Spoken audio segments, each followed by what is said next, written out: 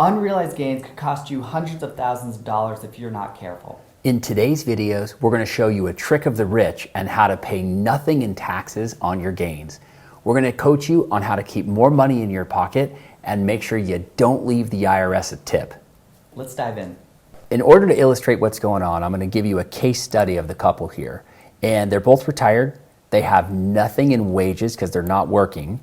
They do have dividends coming in from their investments. They're taking money out of their IRAs. And they also are taking Social Security. So those are their income sources, resulting in a total income here of $79,831, which then leaves them in the 12% tax bracket right here. Ultimately, they were on track to pay $4,022 in federal taxes. So when we ran a tax report for them, a couple of interesting strategies became very apparent. And so a couple of things to point out here is that, Brad, as you mentioned, they're in the 12% tax bracket, but as a reminder to everybody in the audience is that we have a progressive tax code. So they're in the marginal 12% tax bracket, but $22,000 up to $22,000 of their income is actually taxed at 10%, and then from $22,001 up to $89,450 is taxed at 12%. So you're actually taxed as like an average of those two there. And this comes into play when we're looking at realizing gains at 0%. And so if we scroll down, you can see that their total income is $49,107. That's the taxable income. And you can see that their marginal tax rate for long-term capital gains is at 0%. And what we want to do, Brad, is if you could show us how much can we realize in gains and still stay in that 0% tax bracket? Exactly, and you can see it right here that the 0% really caps out there at the $89,250. That's where 0 goes to 15% on the capital gains. Now for our higher income earners out there, 15% turns into 20 at the $553,850 mark. Keep in mind, this is for a couple who's married filing jointly. If you're single or filing as head of household, the numbers are less, but this is what our clients were working with today. And so what we did is we ran a projection where we solved for the maximum amount of capital gains that they could realize and still stay in the 12% bracket and pay nothing in capital gains tax. And we see here that long-term capital gains, they could realize $25,000 and pay nothing in taxes. Another thing to keep in mind though, you see this one right here, the Medicare breakpoint. The Medicare breakpoint, that's where we also have to keep our eyes on any gains we realize could negatively impact their Medicare by resulting in a higher IRMA charge. Essentially, it's a Medicare surcharge. So do be careful when you're taking action like this, not to have unintended consequences of making your Medicare more expensive. So knowing that they could realize $25,000 in capital gains, we put that into their scenario, and let's take a look. All right, so for Peter and Sally, you can see that all else being equal, they were able to realize $25,000 of capital gains, and you can see that they're still in the 12% tax bracket. And when we went and we took a look at their tax report,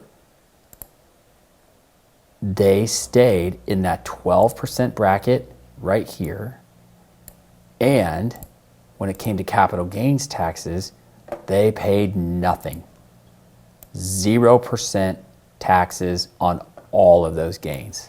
And if you're doing this on your own, one thing to consider would be not to realize too many gains or be hyper aware of other income coming in, because as you can see in this scenario, we are getting real close to bumping up into that 15% bracket. Right. But we have a clear picture of where all the other income is coming in, and you just want to make sure just to watch out for that landmine. Because if you do bump into it, it could trigger the unintended consequence of making all of the capital gains go higher. Right. And the other really interesting thing is this particular couple had concentrated stock. They owned a lot of stock of one company. And there's a lot of folks out there with the Magnificent Seven and the most recent run-up over the last few years. A lot of money in NVIDIA or Amazon or companies like that. And so this is a really good way to start trimming your position and start to diversify the portfolio. Take some of those wins off the table. That's right. Buy low, sell high. That's right. You got made some great gains, and so let's take some of that off the table. You can now diversify in a global portfolio, and absolutely take advantage while you can. Right. So speaking of the Medicare premium and surcharge, here they are.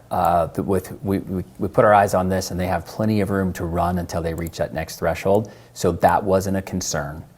But then, Matt, you brought up some good points earlier about dividends, qualified dividends, non-qualified dividends.